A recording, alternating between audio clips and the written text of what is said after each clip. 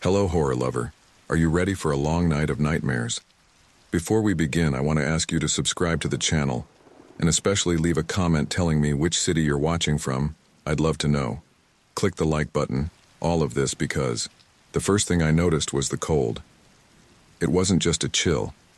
It was a bone-deep, penetrating cold that seemed to seep into every cell of my body. My eyelids felt heavy, refusing to open as my consciousness slowly returned.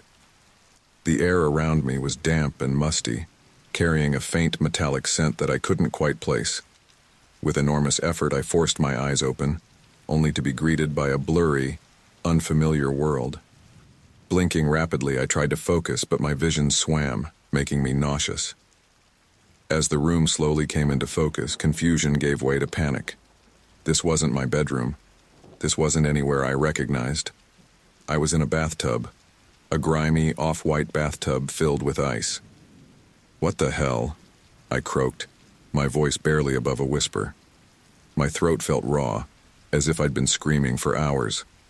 I tried to sit up, but a searing pain ripped through my left side, stealing my breath away.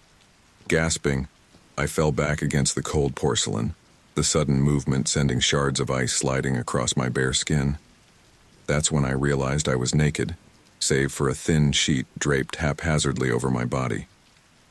"Hello," I called out, my voice echoing in the small, tiled room. "Is anyone there? I need help." Silence was my only answer. Fighting against the pain and the numbing cold, I slowly raised my head, taking in my surroundings. The bathroom was small and dingy, with cracked tiles and peeling wallpaper. A single bare bulb hung from the ceiling, casting harsh shadows across the room. To my right, a grimy mirror reflected my pale, frightened face. I needed to get out of this tub, to figure out where I was and what had happened. Gritting my teeth against the pain, I pushed myself into a sitting position. As I moved, the sheet slipped away, and I saw it. A fresh surgical scar ran along my left side, angry and red against my pale skin. "No," I whispered, my fingers trembling as they traced the line of stitches. No, no, no, this can't be happening." Memories started flooding back in disjointed flashes. A party downtown, loud music, flashing lights, a drink that tasted slightly off, a stranger's smile that didn't quite reach their eyes. "Oh God," I choked out, bile rising in my throat as the realization hit me. They took my kidney. They actually took my kidney. Panic threatened to overwhelm me, but a small, rational part of my brain kicked in. I needed to get help. Now. With shaking hands, I searched the edges of the tub for my clothes, my phone, anything that could help me. Nothing.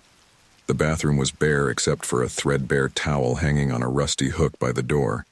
Taking a deep breath, I steeled myself for what I knew would be excruciating pain. Slowly, I lifted myself out of the tub, biting my lip to keep from screaming as the movement pulled at my fresh stitches.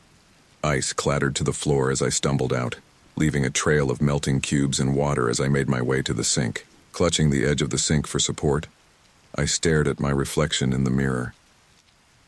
A ghost stared back at me. Pale, with dark circles under her eyes and tangled hair plastered to her forehead. But it was my eyes that frightened me the most. They were wide with fear and shock, the eyes of someone who had seen too much, who had been through something they couldn't quite comprehend. "Focus, Sarah," I told my reflection sternly. "You need to get out of here and find help." I wrapped the towel around myself, wincing as the rough fabric scraped against my tender side. Then, gathering all my courage, I approached the door. My hand hesitated on the knob. What if they were still out there? What if this was just the beginning of some horrible ordeal? "No choice," I muttered to myself. "It's this, or wait here to die." I turned the knob slowly, holding my breath. It wasn't locked. The door creaked open, revealing a narrow, dimly lit hallway. The same musty smell permeated the air, stronger now. I could hear the faint sound of traffic in the distance, but the building itself was eerily quiet. Step by painful step, I made my way down the hallway, one hand on the wall for support, the other clutching the towel tightly around me. I passed several closed doors before I reached a staircase leading down. The stairs creaked under my weight, each sound making me flinch. At the bottom of the stairs, I found myself in what looked like an abandoned lobby of a once grand hotel. Faded, peeling wallpaper clung to the walls and a thick layer of dust covered everything. Moonlight filtered through grimy windows, casting long shadows across the room. And there, on a decrepit reception desk, was a phone.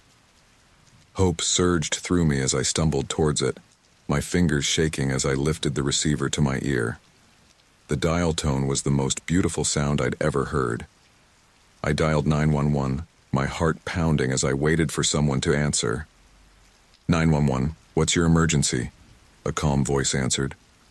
Please, I sobbed, the events of the night finally catching up with me. I need help.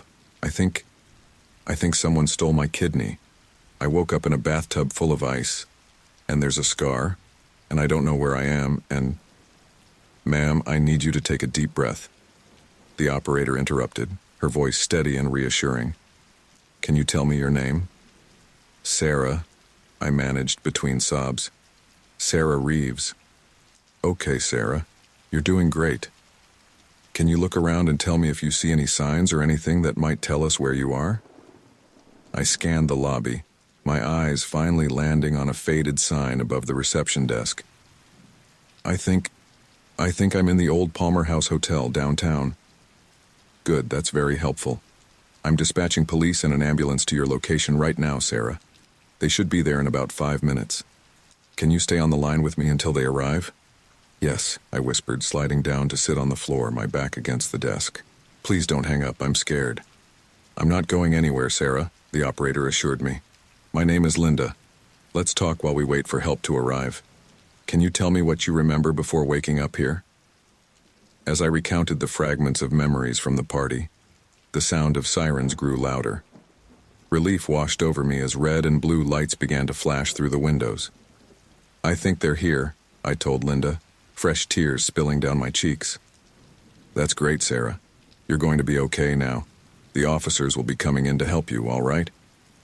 As if on cue, the front door burst open, and 2 police officers entered, their flashlights sweeping the lobby. Over here, I called weakly, waving my hand.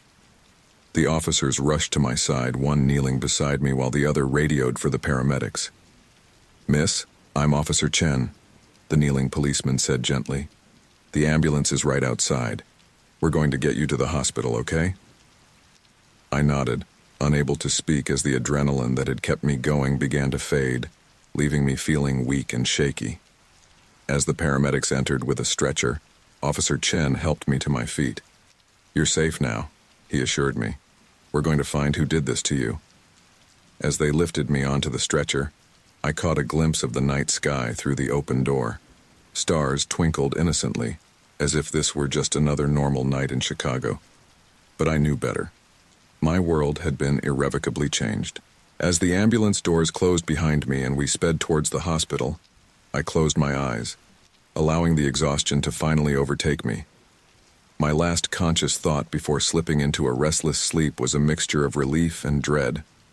I was alive, yes, but this nightmare was far from over. It was only the beginning.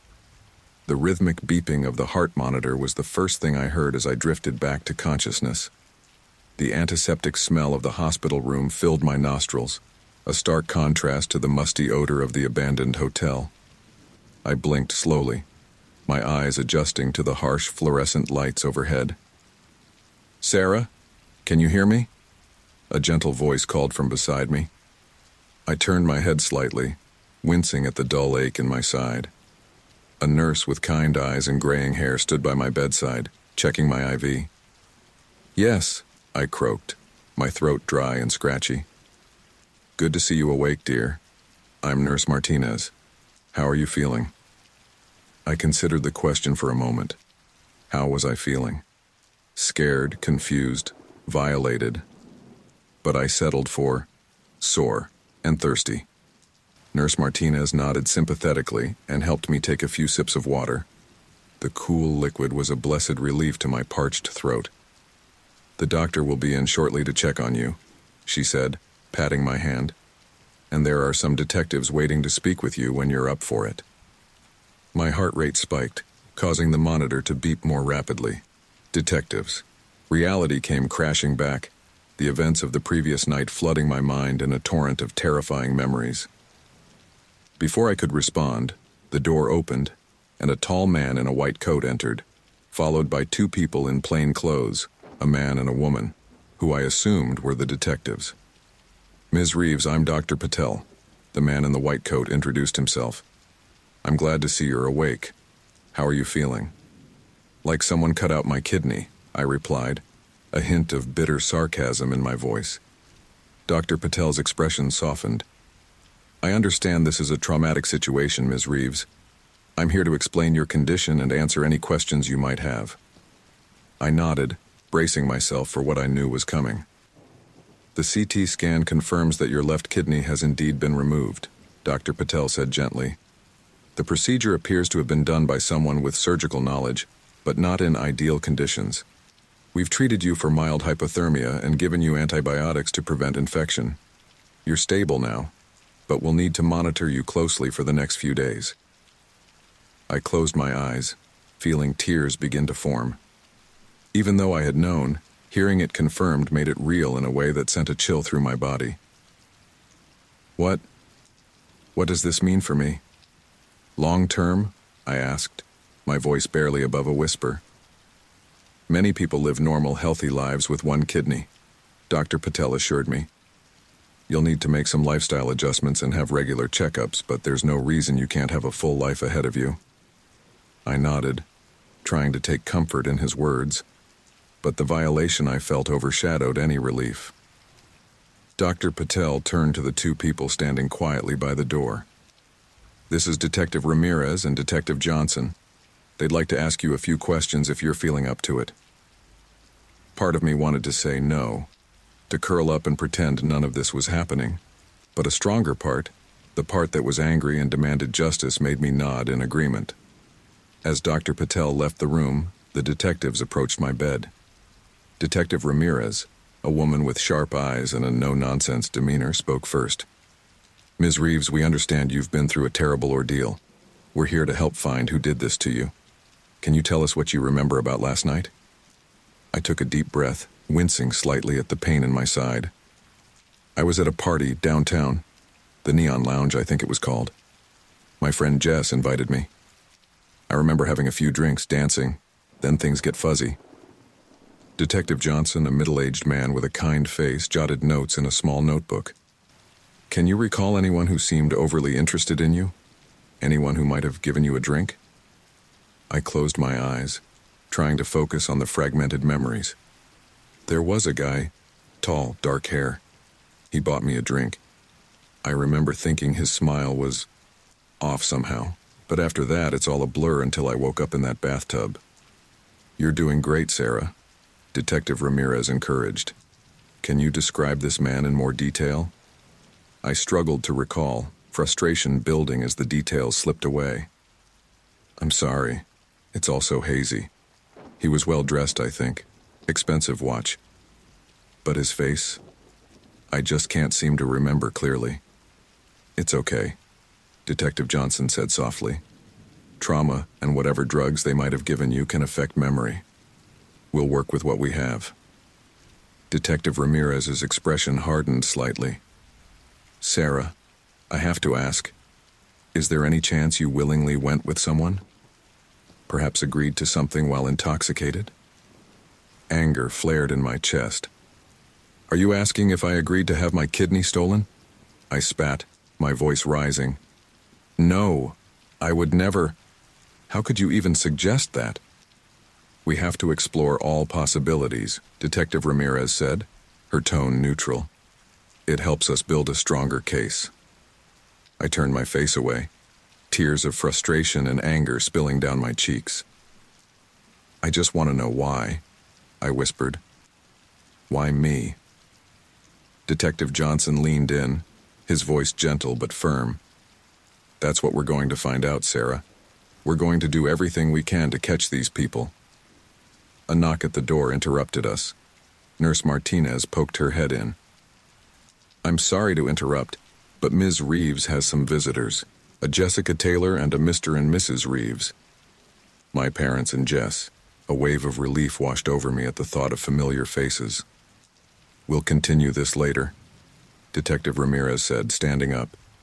She handed me a card. "If you remember anything else, no matter how small it might seem, please call us." As they left, my parents and Jess rushed in. Mom's eyes were red and puffy, and Dad looked like he had aged 10 years overnight. Jess hung back, her face a mask of guilt and worry. "Oh, Sarah," Mom cried, carefully embracing me. "My baby girl. We were so worried." Dad stood at the foot of the bed, his hand squeezing my foot through the blanket. "We're here now, sweetheart. You're safe." I broke down then, sobbing into my mother's shoulder.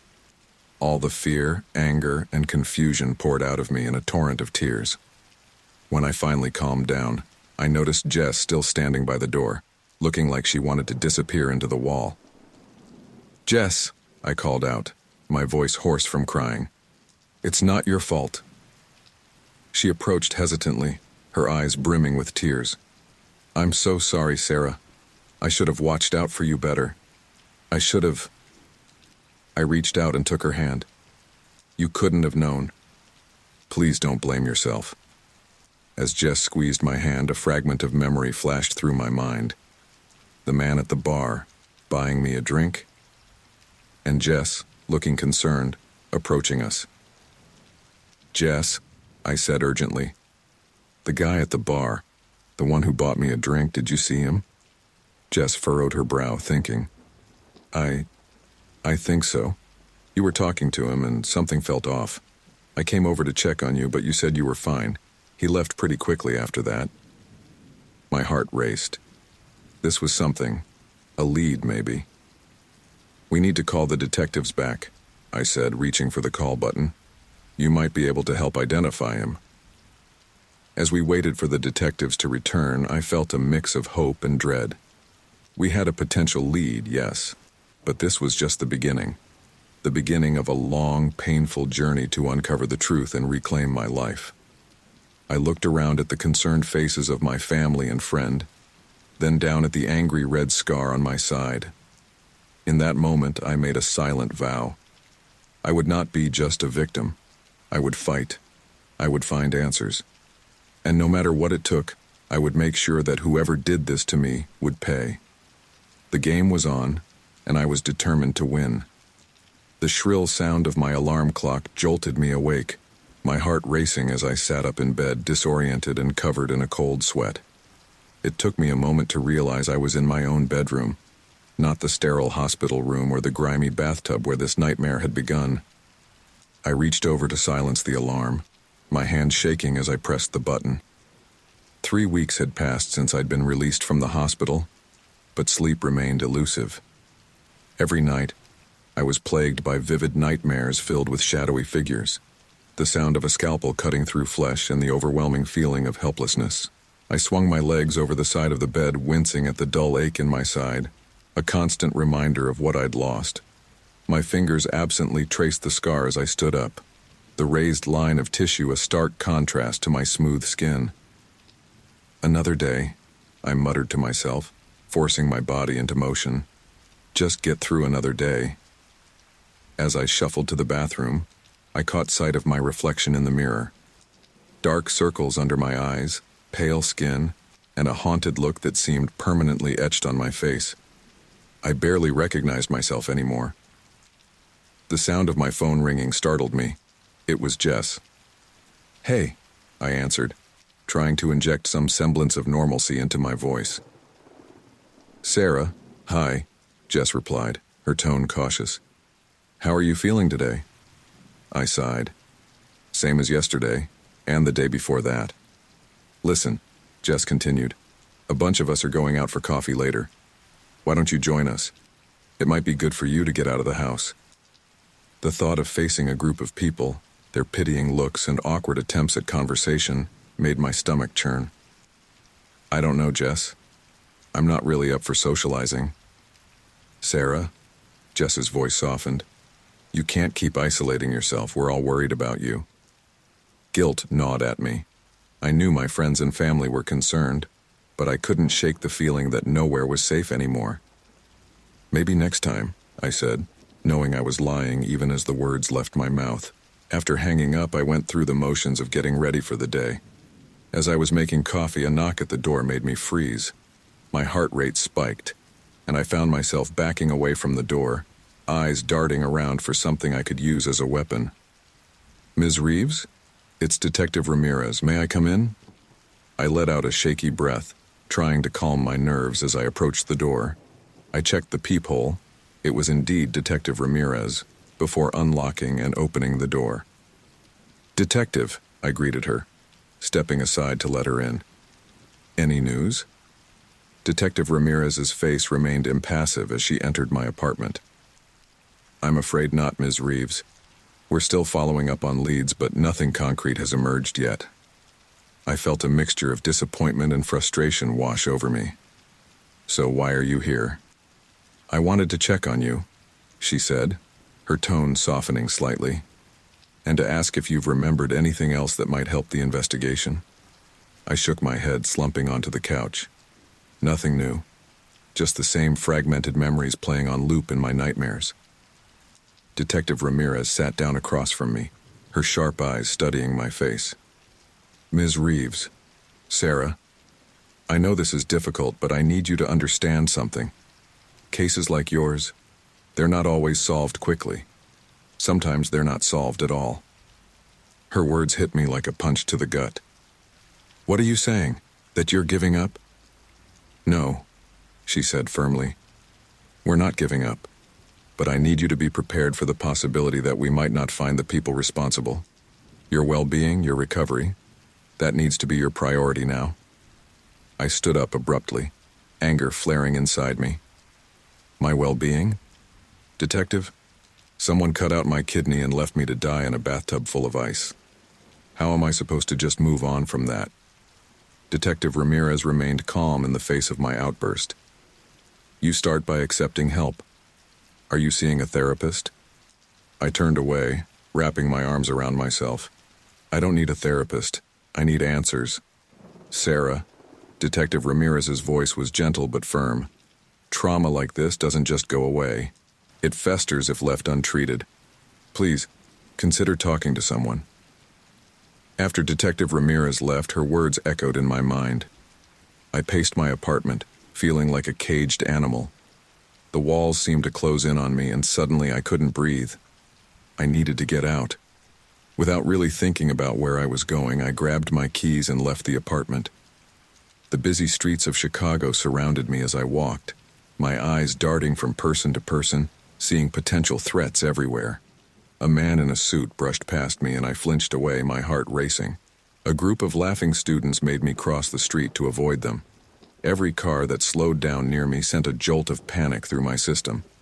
I found myself in a small park, collapsing onto a bench as the adrenaline wore off. As I sat there trying to catch my breath, an old man approached, walking his dog. "Are you all right, miss?" he asked, concern evident in his voice. I looked up at him, ready to brush off his question, but something in his kind eyes made me pause. I don't know," I admitted, my voice barely above a whisper. The old man sat down on the bench, keeping a respectful distance. "Sometimes the hardest battles we fight are the ones inside our own minds," he said softly. I turned to look at him, surprised by his insight. "How did you—" He smiled sadly. "I recognized that look in your eyes. I saw it in the mirror every day after I came back from Vietnam. The world doesn't feel safe anymore, does it?" I shook my head, feeling tears well up in my eyes. "No, it doesn't. And I don't know how to make it feel safe again." "You start small," he said, reaching down to pet his dog. "You find one thing, one moment each day where you feel okay, and you build from there." As I sat there talking with this stranger, I felt something shift inside me. It wasn't a dramatic change, but for the first time since that horrible night, I felt a tiny spark of hope. When I returned to my apartment, I found myself staring at the business card Detective Ramirez had left me weeks ago. With shaking hands, I picked up my phone and dialed the number for the trauma counselor she had recommended. "Hello?" I said when a voice answered. "My name is Sarah Reeves. I think I need help." That night as I lay in bed, the nightmares came as they always did. But this time something was different. In my dream, I was running from shadowy figures, but instead of feeling helpless, I found myself fighting back. I woke up with tears on my cheeks, but also with a sense of determination I hadn't felt in weeks. I got out of bed and walked to the window, looking out at the city lights. The world out there still scared me, but I realized now that the real battle was inside me, and it was a battle I was determined to win. As the first light of dawn began to break over the Chicago skyline, I made a decision. I would no longer be just a victim, I would be a survivor, and someday, somehow, I would find the truth about what happened to me. I picked up my phone and texted Jess. "About that coffee. Is the offer still open?" Her reply came almost instantly. "Always. We're here for you, Sarah. Whatever you need." I took a deep breath, feeling both terrified and oddly excited. This was the first step on a long, difficult journey, but for the first time in weeks I felt ready to take it. As I got ready to face the day, I caught my reflection in the mirror. The haunted look was still there, but there was something else too. A glimmer of strength, of resilience. I nodded at my reflection, a silent acknowledgement of the fight ahead. The aftermath of trauma was a long, winding road, but I was finally ready to start walking it. The aroma of freshly brewed coffee filled the air as I pushed open the door of the Windy City Cafe. The familiar chime of the bell above the door made me flinch slightly, but I took a deep breath and stepped inside. This was progress, my first solo outing to a public place since the incident. I scanned the room, my eyes darting from face to face, an involuntary habit I'd developed. The cafe was busy, filled with the low hum of conversation and the clinking of cups.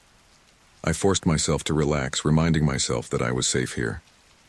As I approached the counter, a barista with a friendly smile greeted me. "What can I get for you today?" "Just a black coffee, please," I replied, my voice steadier than I felt. While waiting for my order, I found myself absently tracing the scar on my side through my shirt. It had become a nervous tick, a constant reminder of what I'd been through. "Here you go," the barista said, sliding a steaming cup across the counter. "Enjoy." I nodded my thanks and turned to find a seat. That's when I saw him. A man sat alone at a corner table, his face partially obscured by a newspaper, but what caught my attention wasn't his face. It was the angry red scar visible on his forearm as he lowered the paper to take a sip of his drink. My heart began to race. The scar. It looked surgical, similar to mine. Before I could stop myself, I was walking towards his table. "Excuse me," I said, my voice barely above a whisper. The man looked up, his eyes widening as they met mine. He was older than me, maybe in his early 40s, with salt and pepper hair and deep-set eyes that spoke of sleepless nights. "Yes," he replied, his tone cautious. I gestured to the empty chair across from him. "May I sit?" He hesitated for a moment before nodding. As I sat down, I noticed him subtly adjusting his sleeve to cover the scar. "I'm Sarah," I said, my hands wrapped tightly around my coffee cup. I couldn't help but notice your scar." The man's expression hardened. "I don't know what you're talking about." I took a deep breath, then slowly rolled up my own sleeve, revealing the edge of my scar. "Because I have one too." The change in his demeanor was immediate. His eyes widened, darting between my face and my partially exposed scar. He leaned in, his voice dropping to a whisper. "It happened to you too?" I nodded, feeling a mix of relief and fear at finding someone who understood. 3 months ago, I woke up in a bathtub full of ice, my kidney gone. The man closed his eyes briefly, pain flashing across his face. "God, I'm so sorry." I know exactly what that's like. I'm Tom, he continued, opening his eyes to meet mine. It happened to me about a year ago. I've been trying to find answers ever since. Have you found anything? I asked, hope rising in my chest. Tom glanced around the cafe, his eyes narrowing. Not here, he said quietly. We shouldn't talk about this in public. He reached into his pocket and pulled out a crumpled piece of paper, quickly scribbling something on it. Meet me at this address tonight at 8 p.m. if you want to know more. Come alone and make sure you're not followed. As he slid the paper across the table, his fingers brushed mine and I felt a jolt of something. Recognition? Shared trauma? I wasn't sure. Tom stood up abruptly. I have to go. Remember, 8 p.m. Don't be late, and don't trust anyone.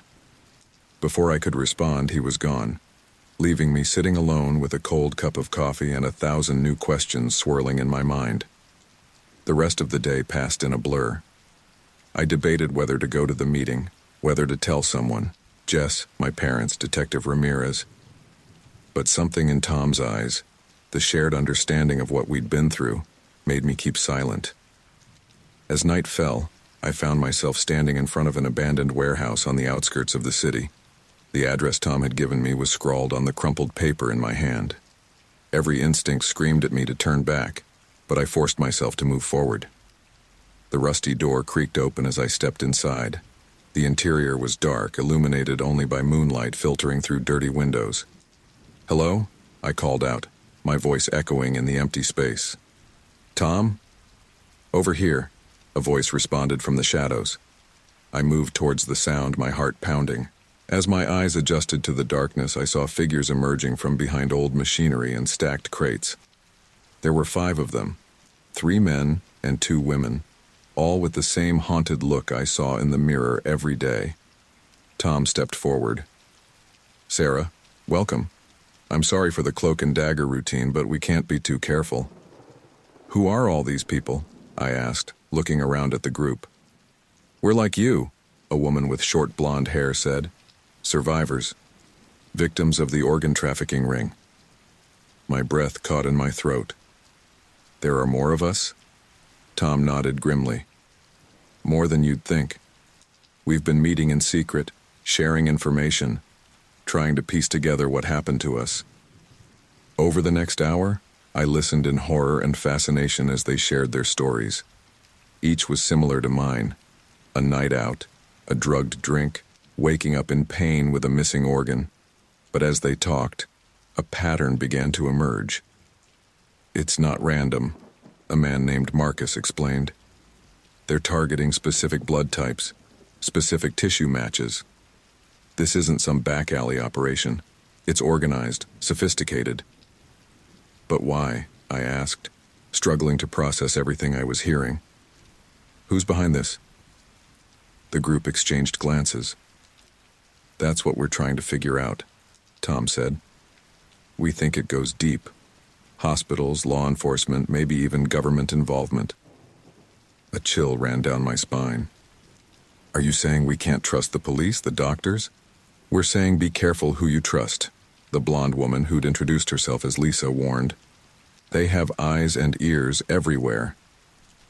As the night wore on, they shared more, theories, snippets of information, leads they were following. It was overwhelming, terrifying, but also empowering. For the first time since my attack, I felt like I was doing something, fighting back. As the meeting wound down, Tom pulled me aside. I know this is a lot to take in, he said softly, but we could use your help. You're new, your attack was recent. You might remember details, notice things we've overlooked. I hesitated, the weight of what he was asking settling on my shoulders. I don't know if I'm ready for this, it's all so much. Tom's eyes softened with understanding. I know, believe me, I do. Take some time to think about it. But remember, you're not alone in this anymore. As I left the warehouse, my mind was reeling. The cool night air felt good on my flushed skin as I walked back towards the city lights. I felt different. Scared, yes, but also charged with a new sense of purpose. My phone buzzed in my pocket. It was a text from Jess. "Hey, haven't heard from you all day. Everything okay?" I stared at the message, Tom's warning about trust echoing in my mind. Jess was my best friend, but could I risk involving her in this? Could I risk not having someone to confide in? After a long moment, I typed out a reply. "Yeah, just a long day. Can we meet for coffee tomorrow? There's something I need to talk to you about." As I hit send, I realized I'd made my decision. I was in this now, for better or worse. The path ahead was dangerous and uncertain, but I wasn't walking it alone anymore. I looked back at the warehouse, now just a silhouette against the night sky. Whatever came next, whatever truths I uncovered, I knew my life would never be the same. The game had changed, and I was now a player, not just a pawn. With a deep breath, I turned and walked into the night, ready to face whatever came next. The weeks following my encounter with Tom and the other survivors blurred together in a whirlwind of clandestine meetings, late-night research sessions, and a growing sense of paranoia. Every shadow seemed to hide a potential threat, every stranger a possible member of the organ trafficking ring. I sat in my dimly lit apartment, surrounded by stacks of papers, printouts, and hastily scribbled notes. My laptop screen glowed in the darkness, displaying yet another article about unexplained disappearances in major cities across the country. A soft knock at the door made me jump. I approached cautiously, peering through the peephole. It was Jess. I opened the door, ushering her in quickly. "Did anyone follow you?" I asked, my eyes darting to the hallway behind her. Jess sighed, concern etched on her face. "Sarah, no one followed me. Just like no one followed me the last 3 times I came over." I locked the door, double-checking the deadbolt. "You can't be too careful, Jess. You don't know what we're dealing with here." "And you do?" she challenged, her voice tinged with frustration. "Sarah, I'm worried about you. This obsession, it's not healthy." I turned to face her, feeling a flare of anger. "Obsession? Jess, this is my life now. Someone stole my kidney and it's part of something much bigger. I can't just ignore it and move on." Jess's expression softened. She moved closer, placing a hand on my arm. "I know, and I'm not asking you to, but you're barely sleeping, you've stopped going to your therapy sessions, and you jump at every sound. This isn't you, Sarah." I pulled away, turning back to my research. Maybe this is the new me, the me that doesn't let people take advantage of her, the me that fights back. "Sarah," Jess began, but was interrupted by my phone buzzing. It was a text from Tom. "Meeting tonight, 10 p.m. Usual place. Big news." I grabbed my jacket. "I have to go," I said, already moving towards the door. Jess stepped in front of me, blocking my path. "Where? Another secret meeting? Sarah, please, just talk to me. Let me help." I hesitated, torn between my loyalty to Jess and the promise of secrecy I'd made to the group. "I can't, Jess. It's not safe for you to know." "And it's safe for you?" she countered. "I'm already involved," I said softly. "I can't drag you into this too." Before she could respond, I slipped past her and out the door, leaving her standing alone in my apartment. The abandoned warehouse loomed before me, its silhouette ominous against the night sky.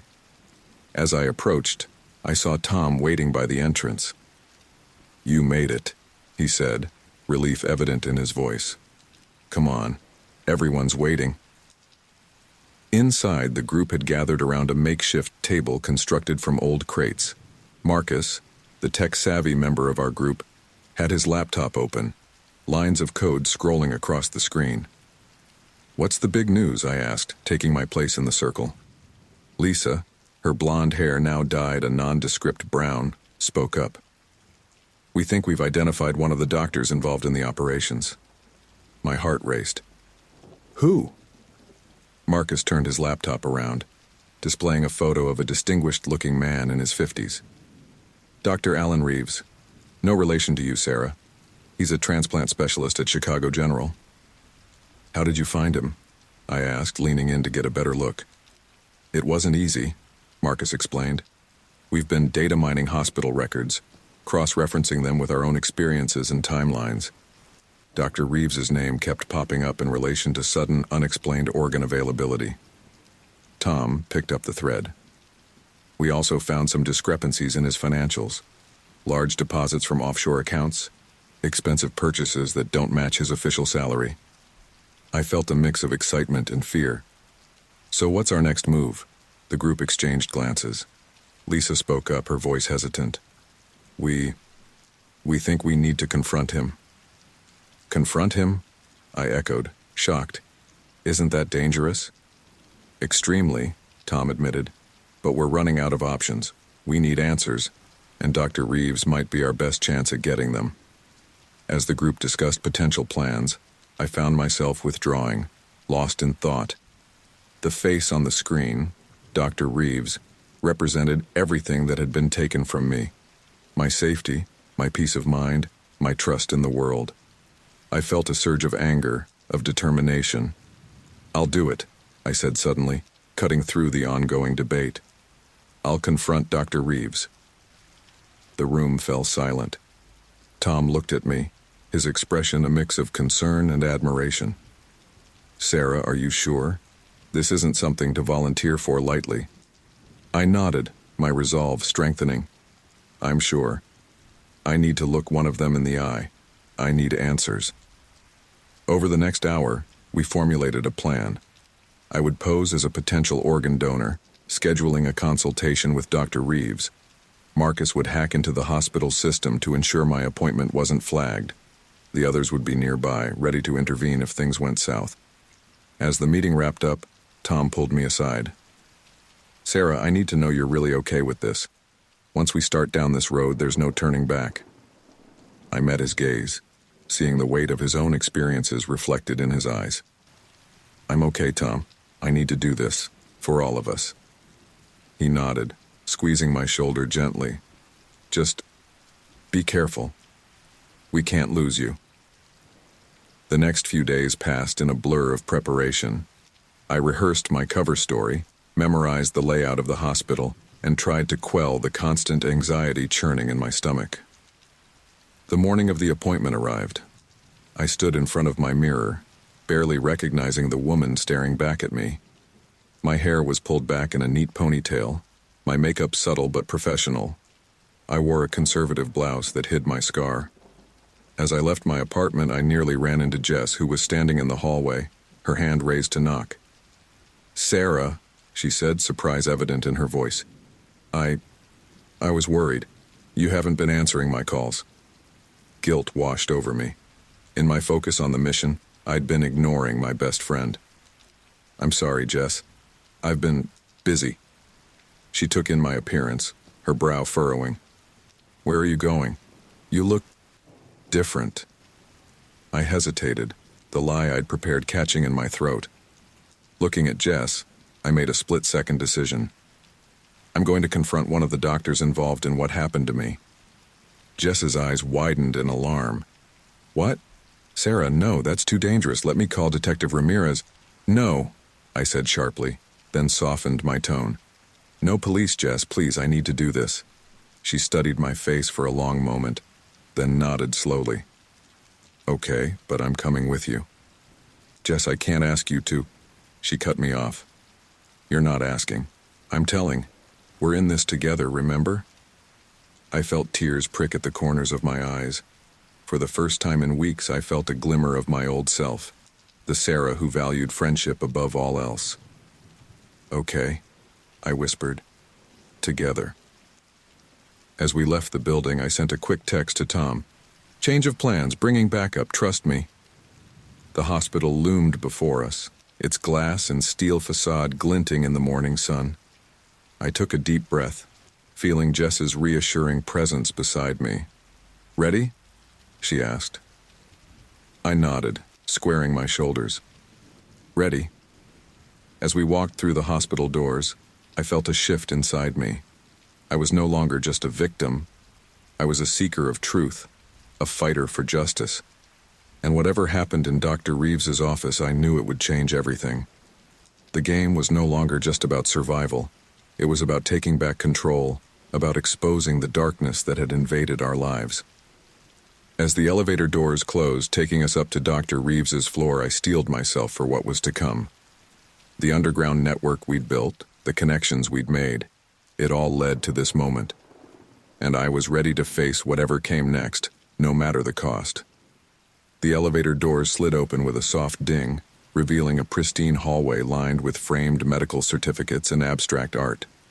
My heart pounded in my chest as Jess and I stepped out, the sterile smell of the hospital bringing back flashes of memory from my own traumatic experience. "You okay?" Jess whispered, her hand gently squeezing my arm. I nodded, taking a deep breath to steady myself. "Let's do this." We approached the receptionist's desk, where a middle-aged woman with kind eyes looked up at us. "Can I help you?" "Yes," I said, surprised by the steadiness in my voice. "I have an appointment with Dr. Reeves, Sarah Johnson." The fake name felt strange on my tongue. The receptionist tapped at her keyboard, then smiled. "Of course, Ms. Johnson. Dr. Reeves will be with you shortly. Please have a seat." As we settled into the plush waiting room chairs, I couldn't help but scan our surroundings. Every person who walked by was a potential threat. Every closed door a possible hiding place for the truth we sought. "Sarah," Jess murmured, leaning close. "Are you sure about this? We can still walk away?" I shook my head, my resolve strengthening. "No, I need answers. We need to expose what's happening." Before Jess could respond, a door opened and a tall, distinguished-looking man in a white coat emerged. "Ms. Johnson?" he called, his voice smooth and professional. I stood, my legs feeling like jelly. "That's me." Dr. Reeves smiled, extending his hand. "Please come in." "And your friend?" "She's my support," I said quickly. "I hope it's okay if she joins us." A flicker of something, annoyance, concern, crossed Dr. Reeves's face, but it was gone in an instant. "Of course. Right this way." As we entered his office, I couldn't help but notice how normal it all seemed. Diplomas on the walls, family photos on the desk, medical journals neatly stacked on a bookshelf. How could someone involved in something so sinister work in such an ordinary space? "Please have a seat," Dr. Reeves said, gesturing to the chairs in front of his desk. "Now, Ms. Johnson, I understand you're interested in becoming a living donor?" I nodded, my mouth suddenly dry. "Yes, that's right." Dr. Reeves leaned back in his chair, his fingers steepled in front of him. "That's a very noble decision. May I ask what prompted this?" This was it, the moment of truth. I took a deep breath, feeling Jess tense beside me. "Actually, Dr. Reeves, I'm here for a different reason." His eyebrows raised slightly. "Oh?" I leaned forward, my voice low and intense. "I know what you've been doing. The illegal organ harvesting, the black market transplants. I know because I was one of your victims." The change in Dr. Reeves was immediate and chilling. The warm, professional demeanor vanished, replaced by a cold, calculating look that sent shivers down my spine. "I'm afraid I don't know what you're talking about, Ms. What did you say your name was again?" His voice was calm, but there was an edge to it now. "My real name is Sarah Reeves," I said, my heart racing. 3 months ago, I woke up in a bathtub full of ice, my kidney stolen, and you, Dr. Reeves, are part of the organization responsible. Dr. Reeves stood abruptly, moving towards the door. "I think this meeting is over. I'll have to ask you to leave." Jess jumped up, blocking his path. "We're not going anywhere until we get answers." The doctor's hand hovered over the intercom on his desk. "I'm calling security. This is ridiculous." "Go ahead," I challenged, standing as well. "Call them. I'm sure they'd be very interested in the evidence we've gathered. The financial records, the suspicious organ availability, the connections to known criminal organizations." Dr. Reeves froze, his hand still poised over the intercom. For a long moment, the only sound in the room was our heavy breathing. Finally, he spoke, his voice barely above a whisper. "You have no idea what you're dealing with." Then enlighten us, I pressed, feeling a surge of adrenaline. The doctor sank back into his chair, suddenly looking much older and more tired. You think this is just about money, about greed? It's so much bigger than that. What do you mean? Jess asked, her voice shaking slightly. Dr. Reeves laughed, a hollow, mirthless sound. Do you have any idea how many people die every day waiting for organ transplants? How many lives could be saved if we weren't constrained by arbitrary rules and red tape? I felt sick. So you justify stealing organs from innocent people? We target those who won't be missed, he said, his voice taking on a defensive tone. Homeless addicts, people on the fringes of society. We give their organs to people who can make a real difference in the world. Like me? I spat, anger rising in my chest. I'm a college student. I have a family, friends. You had no right to decide my life was worth less than someone else's. Dr. Reeves had the decency to look ashamed. Your case was a mistake. The person who selected you wasn't following protocol. It wasn't supposed to happen like that. Oh, so there's a protocol for kidnapping and mutilating people? Jess interjected, her voice dripping with sarcasm. The doctor ignored her, his eyes fixed on me. What do you want from me? An apology? It won't change what happened. I leaned across the desk, my voice low and intense. I want names. I want to know who's behind this, who's at the top. And I want it to stop. Dr. Reeves shook his head. You don't understand. This goes higher than you can imagine. Government officials, international corporations. If I talk, I'm as good as dead. And if you don't, I countered, I'll make sure everything we know goes public. Your career, your freedom, it'll all be over. The tension in the room was palpable as Dr. Reeves considered his options. I could almost see the wheels turning in his head, weighing the risks and consequences. Finally, he spoke. There's a man. Goes by the name Prometheus. He's the one who started all this, who coordinates everything. I've never met him in person, but the sound of shattering glass cut him off. Before I could react, the window behind Dr. Reeves exploded inward, and a small cylindrical object bounced across the floor. Get down, Jess yelled, pulling me to the ground as thick, acrid smoke began to fill the room. Coughing and disoriented, I felt strong hands grab me, dragging me towards the broken window. I tried to fight, to call out for Jess, but the smoke burned my lungs, making it impossible to speak. As I was hauled out of the window onto what felt like a window washer's platform, I caught a glimpse of Dr. Reeves slumped over his desk, a dark stain spreading across his white coat. The last thing I saw before a hood was roughly pulled over my head was Jess's terrified face as she was held back by two men in black tactical gear. Jess! I managed to choke out before something hard connected with the back of my head, and the world went dark. When I came to, I was in motion. The vibrations and engine noise told me I was in a vehicle, probably a van or truck. My hands were bound behind my back and the hood was still over my head, making it impossible to see anything. Fear clawed at my throat as the reality of the situation set in.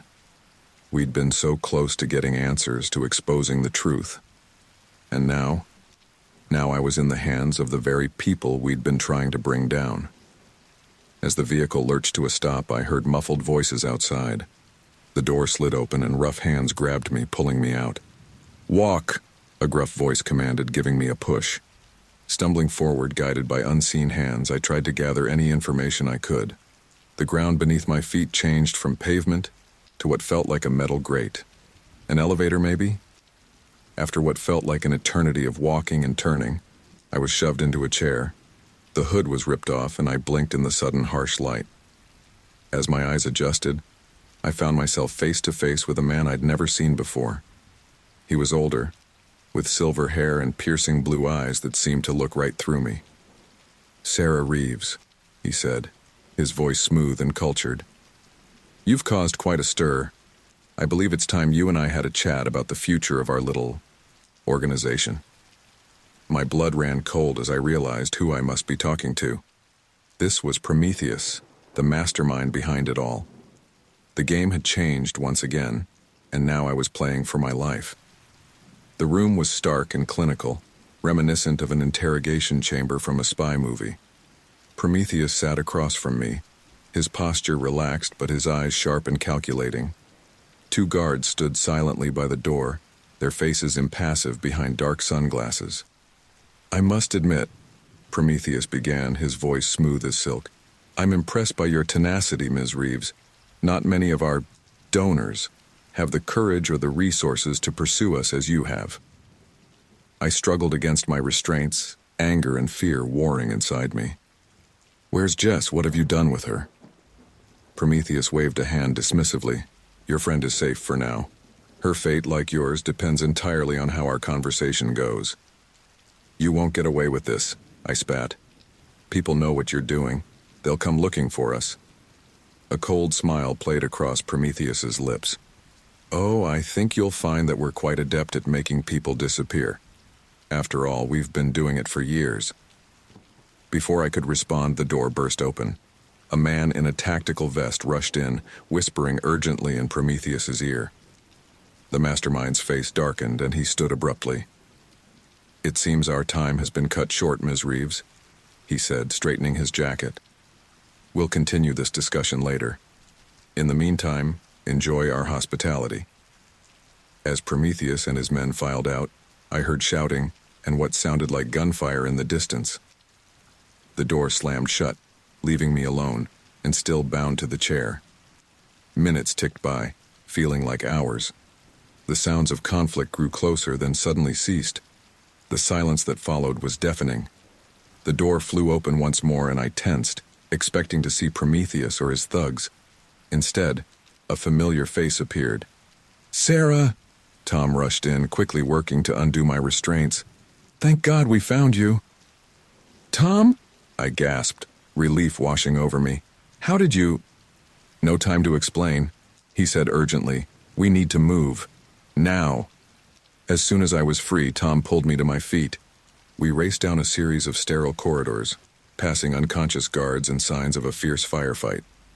My mind reeled, trying to process what was happening. We burst through a fire exit into a back alley where a nondescript van was waiting, its engine running. Lisa was behind the wheel, her face tense. "Get in," she yelled. As we piled into the van, I saw other members of our group, Marcus and two others I didn't recognize, climbing in as well. "Wait," I cried as Lisa started to pull away. "What about Jess? We can't leave her." Tom's face was grim. "We couldn't find her, Sarah. I'm sorry, but we had to get you out." The van sped through the city streets, taking seemingly random turns to shake any potential pursuit. I slumped in my seat, overwhelmed by a mix of relief, guilt, and fear for Jess. After what felt like hours of driving, we finally pulled up to a dilapidated warehouse on the outskirts of the city. Lisa killed the engine, and we all sat in silence for a moment, the weight of what had just happened settling over us. "Welcome to our safe house," Marcus said, breaking the tension. "It's not much, but it's secure." As we filed into the warehouse, I was struck by the contrast between its rundown exterior and the high-tech setup inside. Banks of computers lined one wall, surveillance monitors covered another, and in the center was a large table covered in maps and documents. "What is all this?" I asked, my voice barely above a whisper. Tom placed a hand on my shoulder. "This, Sarah, is the headquarters of the Resistance. We're not just survivors anymore. We're fighting back." Over the next few hours, they filled me in on everything I'd missed. The group was larger than I'd realized, with cells operating in major cities across the country. They'd been tracking Prometheus's organization for months, gathering intel and building a case. "We've got people on the inside," Lisa explained, pulling up files on one of the computers. "Nurses, orderlies, even a few doctors who've turned against the organization.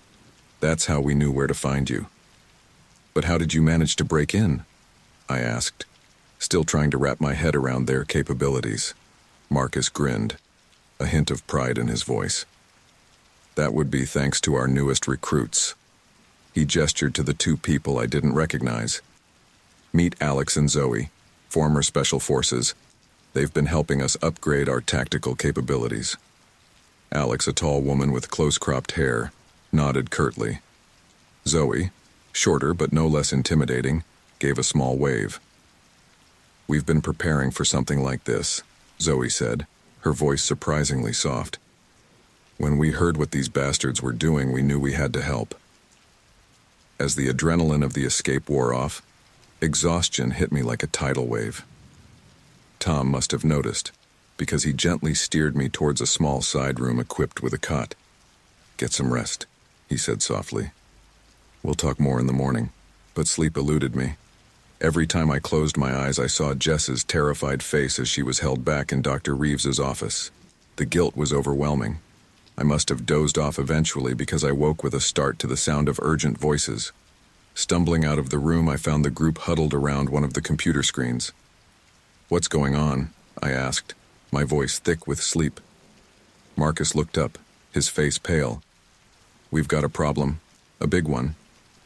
On the screen was a news report. The headline made my blood run cold. "Terrorist attack on local hospital. Multiple casualties." The reporter's voice filled the room.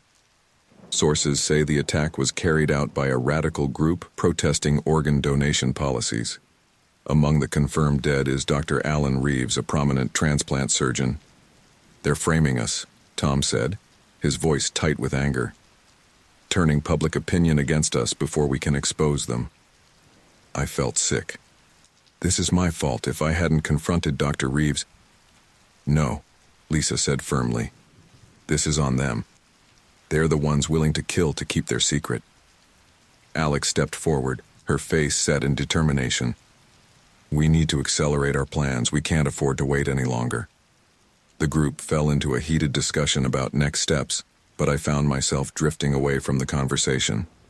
My mind was racing, trying to process everything that had happened.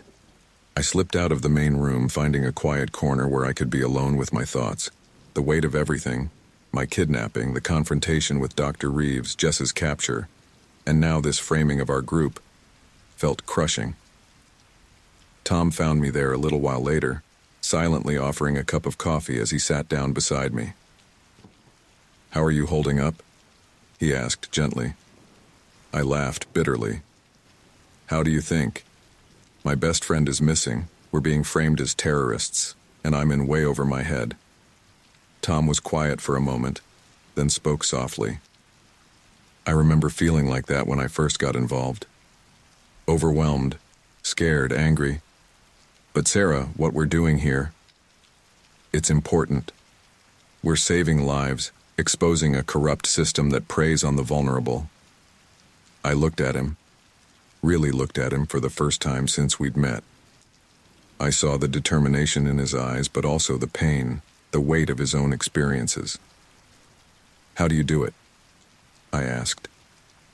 "How do you keep fighting when it all seems so hopeless?" Tom smiled sadly. "Because the alternative is unthinkable. Because every person we save from going through what we did is a victory. And because—" He hesitated, then continued. "Because I've found a family here. People who understand, who have my back no matter what." His words resonated deep within me. I thought about the group in the other room, each with their own story, their own reason for fighting.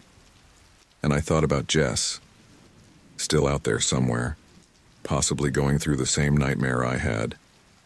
In that moment, something shifted inside me. The fear and doubt didn't disappear, but they were joined by a steely resolve. "Okay," I said, standing up. "What's our next move?" Tom's eyes lit up with a mix of pride and determination. "That's the spirit. Come on, let's join the others. We've got work to do." As we walked back to the main room, I felt a strange sense of calm settle over me. The path ahead was dangerous and uncertain, but for the first time since this all began, I felt like I had a purpose, a direction. The safe house might not have been much, but it represented something powerful: hope, resistance, the refusal to be victims any longer. And as I rejoined the group, now deep in planning our next move, I knew that whatever came next, we'd face it together. The game had changed once again. We were no longer just survivors or seekers of truth. We were revolutionaries, fighting against a system that treated human lives as commodities. And I was ready to play my part, whatever the cost. The next few days in the safe house were a whirlwind of planning, preparation, and nervous anticipation. Our target, a high-profile charity gala hosted by Prometheus's front organization, the Global Health Initiative. Our goal, to expose the truth about their organ trafficking ring to the world. I stood in front of a cracked mirror, barely recognizing the woman staring back at me. My hair was expertly styled, my makeup flawless, and I wore an elegant black evening gown that concealed both my surgical scar and the high-tech equipment I was carrying. "You clean up nice," Alex said, appearing behind me. She was dressed in a server's uniform, her usual stern expression replaced by a practiced, bland smile. "You ready for this?" I took a deep breath, steadying my nerves. "As ready as I'll ever be." Tom approached, looking dashing in a tailored suit. He would be posing as my date for the evening. "Remember," he said, his voice low and serious. "Stick to the plan. Get in, plant the bugs, gather what intel you can, and get out. No heroics." I nodded, thinking of Jess and fighting the urge to go off script. "I know, I've got this." Marcus's voice crackled in our earpieces. "Comms check. Everyone online?" We all responded in turn. The team was spread out. Alex and Zoe as part of the catering staff, Lisa monitoring from a van outside, and Marcus coordinating everything from the safe house. As Tom and I climbed into the sleek black car that would take us to the gala, I felt a mix of fear and exhilaration. This was it, our chance to bring down the organization that had caused so much pain. The venue was a grand old hotel in the heart of the city, its facade lit up with spotlights and crawling with Chicago's elite. As we stepped out of the car, I forced myself to adopt the confident air of someone who belonged here. "Showtime," Tom murmured, offering me his arm. We made our way inside, past security guards who barely glanced at our expertly forged invitations. The ballroom was a sea of glittering dresses, expensive suits, and forced laughter. "There," Tom said, nodding subtly towards a distinguished-looking man holding court near the bar. "That's Harold Vance, Prometheus's right-hand man. He's our primary target." I smiled and laughed at something Tom had supposedly said, all while scanning the room. "No sign of Prometheus himself?" "He rarely appears in public," Tom replied. "But Vance knows everything. If we can get to him, we've got them." We circulated the room, making small talk with other guests while planting tiny, undetectable bugs at strategic points. My heart was pounding so loud I was sure someone would hear it, but everyone seemed oblivious to our true purpose. As I placed a bug under a table near the stage, I overheard a snippet of conversation that made my blood run cold. "The latest batch is ready for transport. The buyers in Saudi Arabia are getting impatient. Tell them quality takes time. These organs are prime merchandise." I locked eyes with Tom across the room, giving him a subtle nod. We had confirmation. The trafficking was still ongoing. Just then, Harold Vance took the stage, tapping a glass for attention. "Ladies and gentlemen, thank you all for coming tonight. Your generosity will help the Global Health Initiative continue its vital work around the world." As Vance droned on about the organization's supposed humanitarian efforts, I felt a tap on my shoulder. I turned to find a server, Alex, offering me a glass of champagne. "Careful," she murmured, her lips barely moving. "Security's been eyeing you. Don't make any sudden moves." My heart rate spiked, but I kept my face neutral as I accepted the glass. "Thanks for the heads up," I whispered back. I scanned the room as casually as I could, noticing for the first time the men in dark suits who seemed to be paying a bit too much attention to Tom and me. "Tom," I said through clenched teeth, maintaining my smile. "I think we've been made." He nodded almost imperceptibly. "Stay calm. We stick to the plan. Make your way to Vance, plant the last bug, and we're out." As Vance finished his speech and stepped off the stage, I took a deep breath and made my move. I approached him with a practiced air of admiration, champagne glass in hand. "Mr. Vance," I gushed. "That was such an inspiring speech. The work you're doing is truly amazing." Vance turned to me, his smile not quite reaching his eyes. "Thank you, Ms. Johnson," I supplied, extending my hand. "Sarah Johnson. I'm so interested in learning more about your organization's work." As we shook hands, I deftly planted the final bug, a nearly microscopic device, on his cufflink. Mission accomplished, but as I started to withdraw my hand, Vance's grip tightened. His eyes hardened, all pretense of friendliness vanishing. "I don't believe we've had the pleasure before, Ms. Johnson. Or should I say, Ms. Reeves?" My blood turned to ice. Before I could react, I felt the presence of two large men behind me. "Come with us quietly," Vance said, his voice low and menacing, "or things will get very unpleasant for you and your friends." I was trapped. My mind raced, trying to figure a way out. Where was Tom? Alex? Anyone? Just then, the lights went out. The ballroom was plunged into darkness, and chaos erupted. People screamed, glasses shattered, and in the confusion, I felt a strong hand grab my arm. "Run!" Tom's voice hissed in my ear. We sprinted through the panicked crowd, dodging flailing arms and stumbling guests. I could hear shouts behind us, the sound of pursuit growing closer. We burst through a service door into a kitchen, startling the staff. "Out the back," Alex's voice called from somewhere ahead. As we raced through the kitchen, I heard a gunshot. A pan near my head exploded, sending shards of metal flying. "They're shooting at us!" I gasped, ducking instinctively. "Keep moving," Tom urged, pulling me along. We emerged into a back alley where a van was waiting, its engine running. Lisa was behind the wheel, her face tense. "Get in, now!" As we scrambled into the van, more shots rang out. I felt a searing pain in my arm and cried out. "Sarah's hit!" Tom yelled as Lisa floored it, tires screeching as we peeled away from the scene. The next few minutes were a blur of sharp turns, the squeal of tires, and the fading sound of sirens. My arm throbbed, blood seeping through my fingers as I clutched the wound. "How bad is it?" Alex asked, her usual stoic demeanor cracking with concern. Tom carefully examined my arm. "Looks like a graze. Painful but not life-threatening."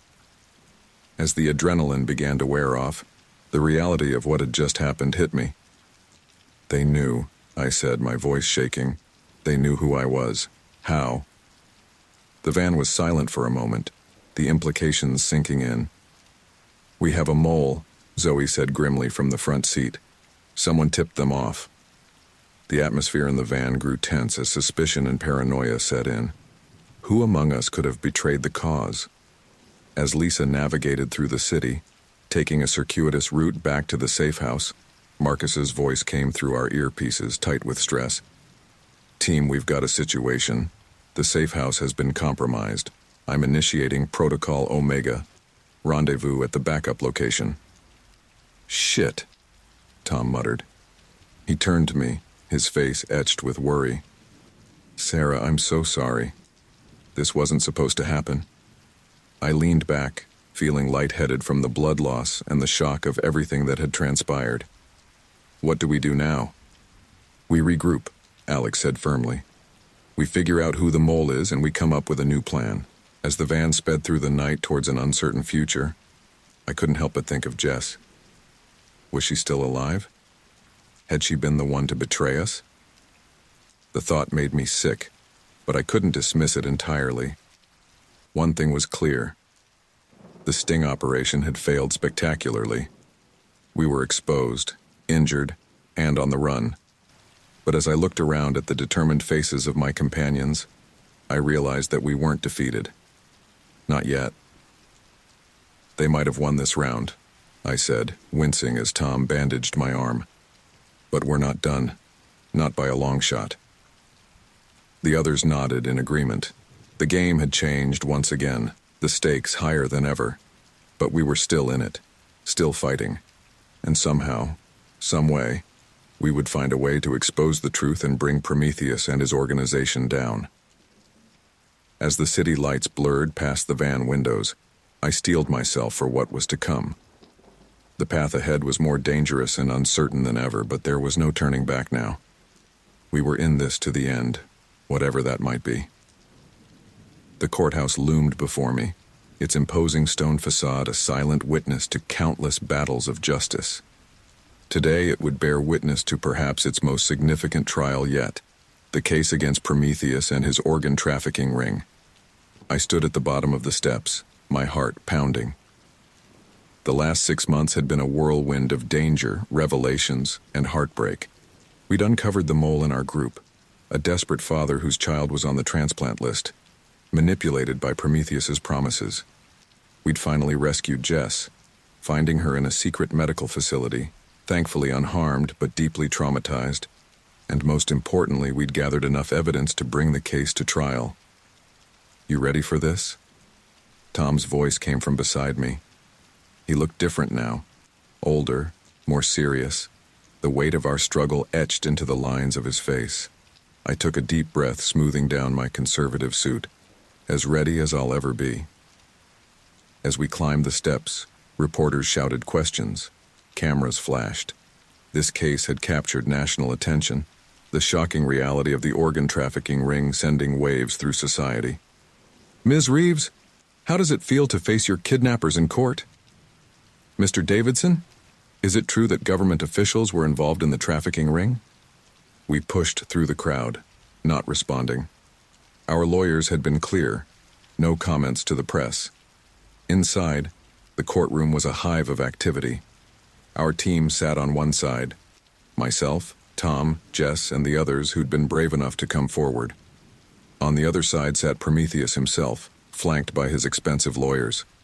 Our eyes met across the room, and I felt a chill run down my spine. Even here, facing justice, he exuded an aura of cold confidence. The bailiff's voice rang out. All rise.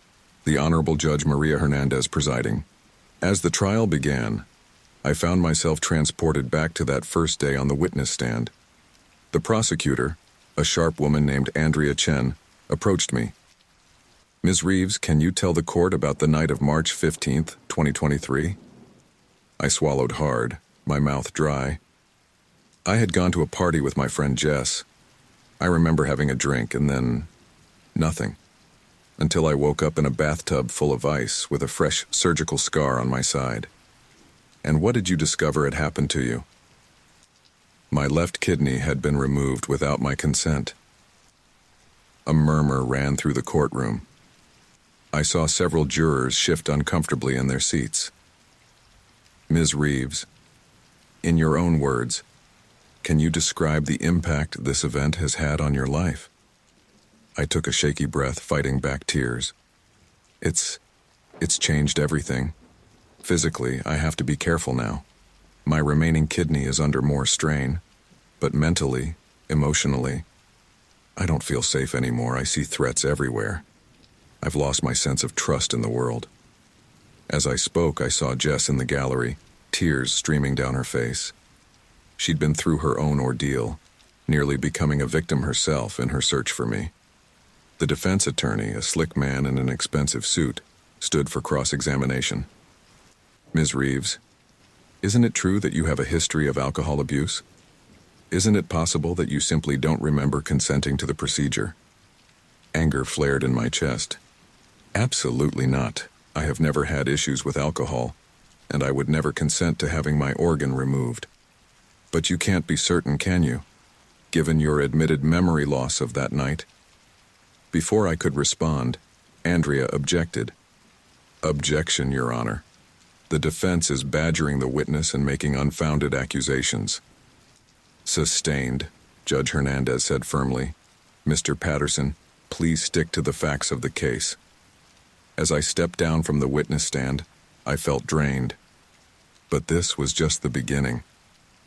Over the next weeks, a parade of witnesses took the stand.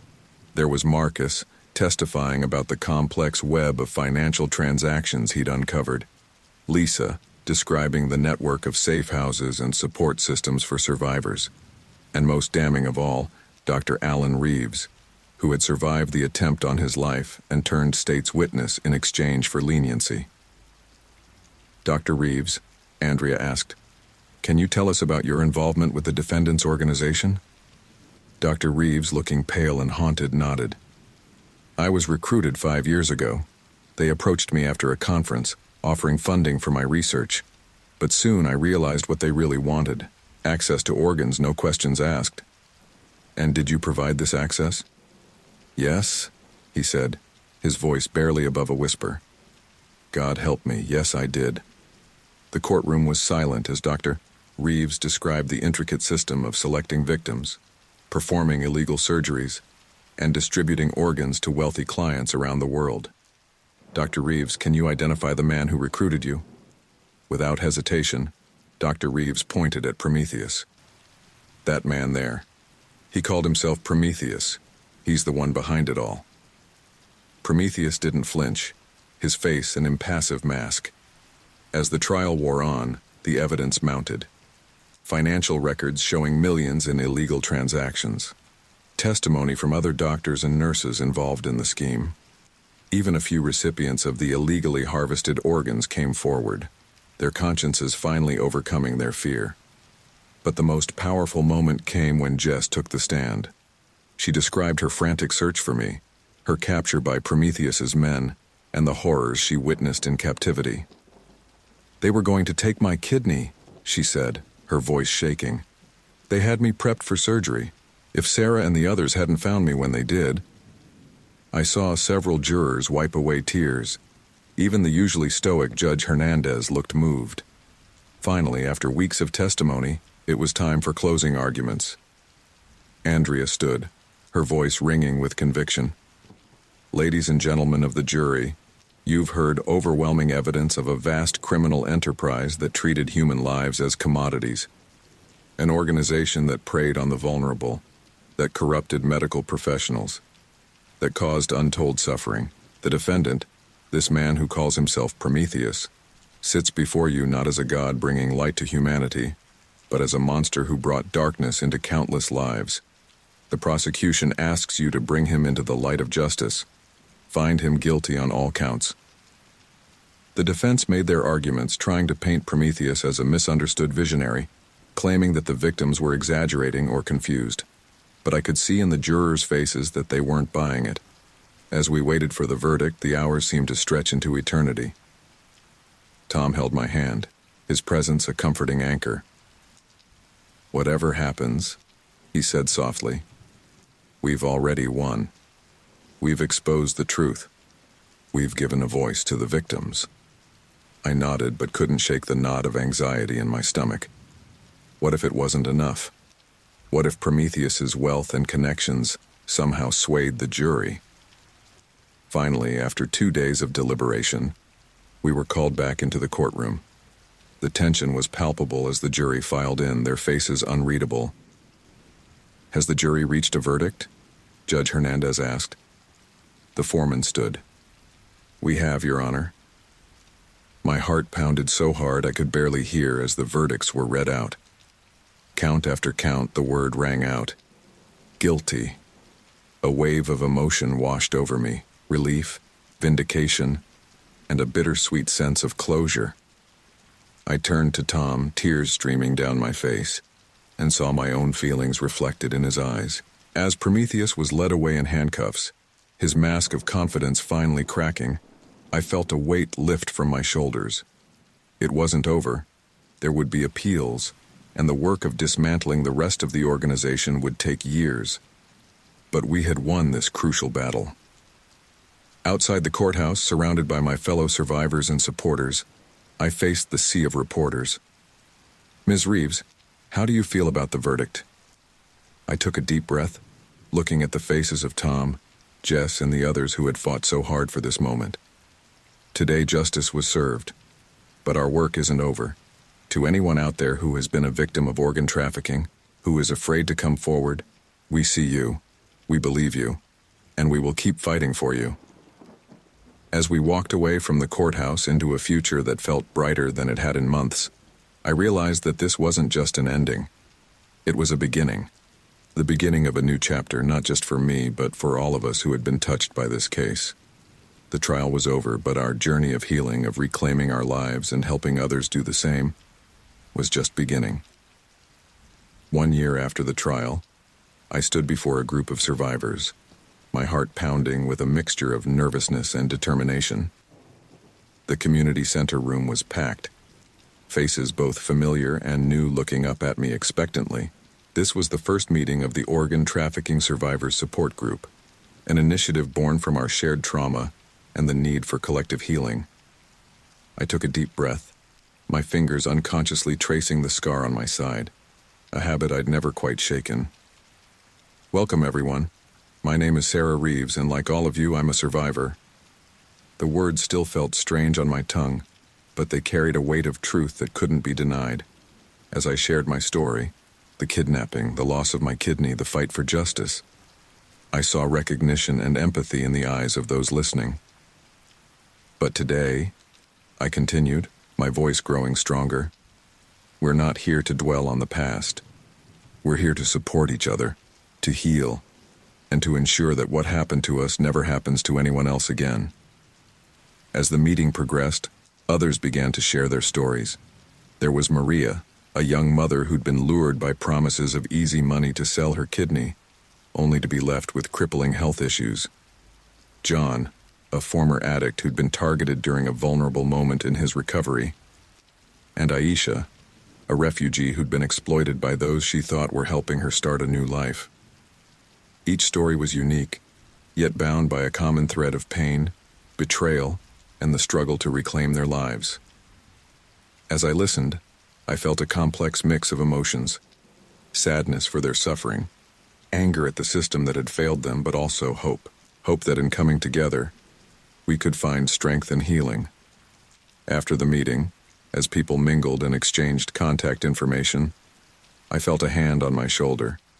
It was Jess, her eyes shining with pride. "You did it, Sarah," she said, pulling me into a hug. "Look at all these people you've helped bring together." I returned the embrace, grateful for her unwavering support throughout this journey. "We did it, Jess. I couldn't have done any of this without you." As we were cleaning up, Tom approached, a serious expression on his face. "Sarah, can we talk for a moment?" We stepped outside, the cool evening air a refreshing contrast to the emotional intensity of the meeting. "What's up?" I asked, noticing the tension in his posture. Tom ran a hand through his hair, a gesture I'd come to recognize as a sign of his unease. "I've been doing some digging, following up on some leads from the trial. I think we might have only scratched the surface of this thing." My stomach dropped. "What do you mean?" "There are whispers of other organizations, similar to Prometheus's, operating in different parts of the world. The conviction might have disrupted things here, but globally..." He trailed off, the implications hanging heavy in the air. I leaned against the wall, suddenly feeling the weight of everything we'd been through. "So it's not over." Tom shook his head. "I don't think it ever will be, not completely. But that's why what you're doing here is so important. Education, support, advocacy, it's the best defense we have." As we stood there in silence processing this new reality, my phone buzzed. It was an email notification that made my heart race, an invitation to speak at a global conference on human trafficking in Geneva. I showed Tom the email, a mix of excitement and trepidation coursing through me. This could be our chance to take this fight to the international stage. Tom nodded, a small smile breaking through his serious demeanor. "You've come a long way from that scared girl in the hospital bed, Sarah. You're ready for this." The next few months were a whirlwind of preparation. I threw myself into research, working with international organizations and refining my message. The support group continued to grow, becoming a powerful network of survivors turned advocates. Finally, the day of the conference arrived. As I stood backstage, waiting to be introduced, I felt a familiar flutter of anxiety in my stomach. But this time, it was accompanied by a steely resolve. And now, please welcome Sarah Reeves, survivor advocate and founder of the Global Initiative Against Organ Trafficking. I walked onto the stage, the bright lights momentarily blinding me. As my eyes adjusted, I saw the vast audience, diplomats, law enforcement officials, medical professionals, and fellow advocates from around the world. "Good morning," I began, my voice steady. 3 years ago, I woke up in a bathtub full of ice, my kidney stolen from me. Today, I stand before you not as a victim, but as a survivor and a fighter. As I spoke, sharing statistics, personal stories, and calls to action, I could feel the energy in the room shifting. People were sitting up straighter, taking notes, nodding in agreement. The global organ trafficking network is vast and complex, I continued, but it's not invincible. With coordinated international efforts, stricter regulations, and support for vulnerable populations, we can dismantle these criminal enterprises and save countless lives. I concluded my speech to a standing ovation, the applause washing over me like a wave. As I stepped off the stage, I was immediately surrounded by people wanting to talk, to share their own experiences, to offer support and collaboration. Among the crowd, I spotted a familiar face, Detective Ramirez, who had been at the beginning of this journey with me. "Detective," I exclaimed, surprised and pleased to see her. She smiled, shaking my hand warmly. "It's Chief now, actually. And I wouldn't have missed this for the world, Sarah. You've done incredible work." As we caught up, she lowered her voice. "Listen, I've got some information you might be interested in. There's a task force being formed, international in scope. We could use someone with your expertise and connections." The offer took me by surprise. Are you asking me to join law enforcement?" Chief Ramirez chuckled. "Not exactly. Think of it more as a consulting role. Your perspective as a survivor and an advocate would be invaluable." As I considered her offer, I felt a tap on my shoulder. I turned to find a young woman, probably no older than I was when this all began, looking at me with a mixture of awe and determination. "Ms. Reeves," she said, her voice trembling slightly. "Your speech, it inspired me. I'm a medical student and I want to help. How can I get involved in preventing organ trafficking?" In that moment, looking at the hope in her eyes, I felt a profound sense of purpose. This was why I did this work, not just for justice or closure, but to inspire others to join the fight. I spent the rest of the conference connecting people, sharing resources, and laying the groundwork for new international initiatives. By the time I boarded my flight home, my head was spinning with new ideas and possibilities. Back in Chicago, I met with the support group, sharing my experiences from the conference. The energy in the room was electric as we discussed ways to expand our efforts, to reach more survivors, to push for stronger legislation. Later that night, as I stood by my apartment window looking out at the city lights, I reflected on how far I'd come. The scar on my side no longer felt like a mark of victimhood, but a badge of survival, a reminder of the strength I'd found within myself and in the community we'd built. My phone buzzed with a text from Tom. "Proud of you.